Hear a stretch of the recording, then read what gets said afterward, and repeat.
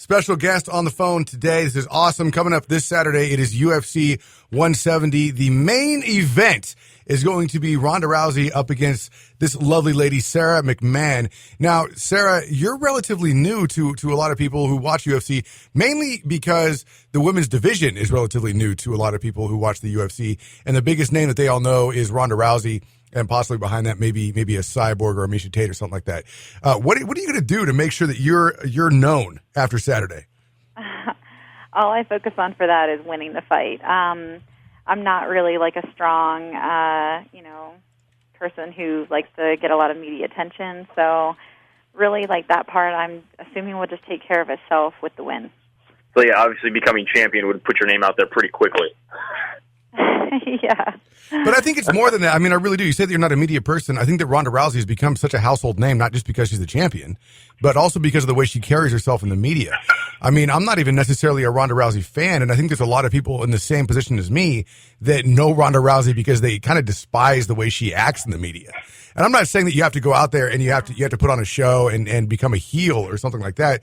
But a lot of the people who become the more well-known people in the UFC or in any sport for that matter are the ones that kind of make a name for themselves also outside of the sport. So what you're saying is you don't really have any desire to do that for yourself? No, and not in a positive way or a negative way. Like I don't want to be, a heel, but I don't also want to be a hero. I just like to compete.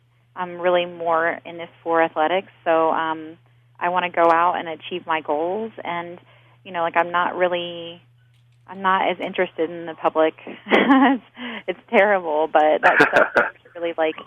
I just like real connections, real relationships, and things like that. So, do you think this fight has a lot more of that technical hype instead of the bad blood hype, obviously, that Ronda had with Miesha? With your guys' fight, I mean, both of you being Olympic medalists, do you feel it's able to push that fight, or do you feel Ronda's pushing the media side of it since you decided to pull back a little bit? Well, that's the great thing I think about being in a fight with her is that, a lot of the media side she will, take care of naturally because she, has the media presence and she likes to generate, a lot of attention for things. So it really does, lighten the load for me a lot. Now especially when she recently said that she was willing to die for the belt and you may not be. How do you feel about that? I just think that's theatrics. And seriously, you put a gun to someone's head, they'll give you that belt in a second. I don't care who they are. So that's just, really I think that you have to really think about what things you'd be willing to die for. Now I know how to get a belt. Yeah, really. Now, just for comparison, for the people playing along at home, to understand how this fight's going down, Ronda Rousey is we've all come to know, she's an arm hunter. She has especially we saw in the last fight with Miesha Tate, she is a judo expert. She got a medal in the Olympics for judo.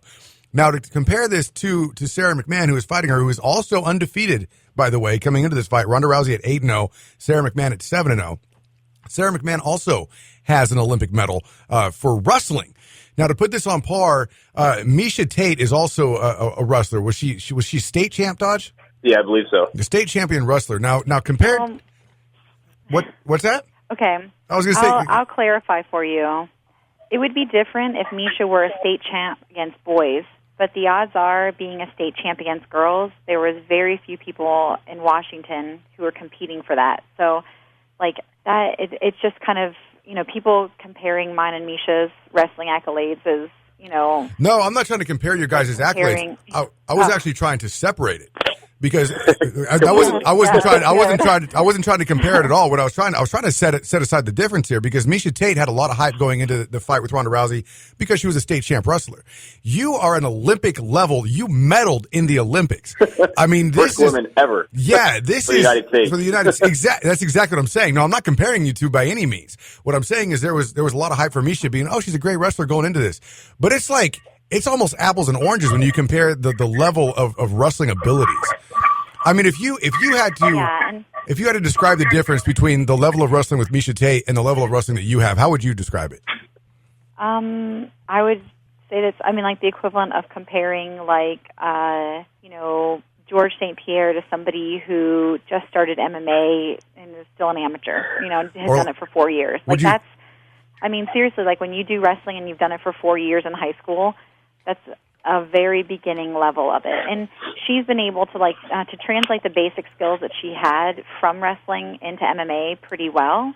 But it's just like a completely different caliber when you're a lifelong athlete and you do it at the highest level, on the biggest stage that there is against people. I mean, the girl that I wrestled in the finals of the Olympics had been wrestling since she was 3 years old. That's what I'm saying. Now, would you say it's fair to say, for a different example for our listening audience, would it be fair to say it would be like an NFL caliber team playing a high school football team?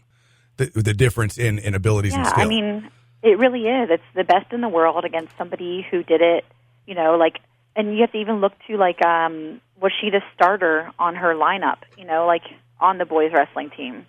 That even makes a difference. Did she compete against the boys? Because I did. Even whenever I was younger, I fought my way, wrestled off from my spot on the team. And my junior and senior year, I was a starter. So, the separation even begins then. So, obviously, like I said, we've talked a little bit about the wrestling. How do you prepare for the throws? I mean, obviously, again, we talked about, Miesha Tate. She was able to throw Miesha Tate pretty easily. Obviously, her wrestling is not the same caliber as yours. But how do you prepare for the throws? I think that's the biggest question most people are looking at. Well, Miesha and I also competed in different styles.